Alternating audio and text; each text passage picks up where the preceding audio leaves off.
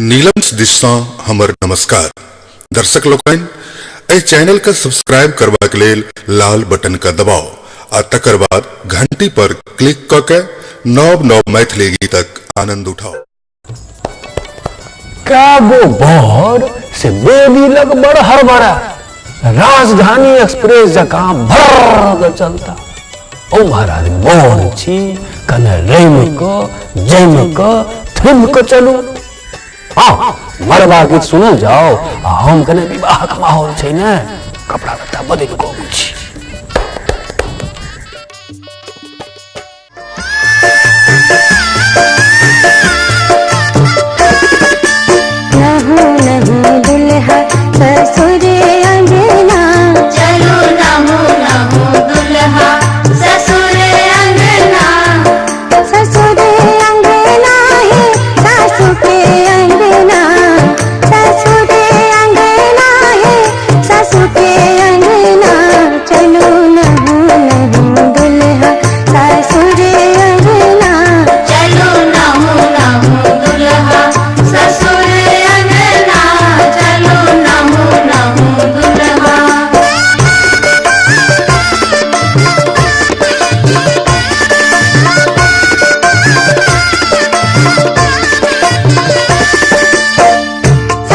कलश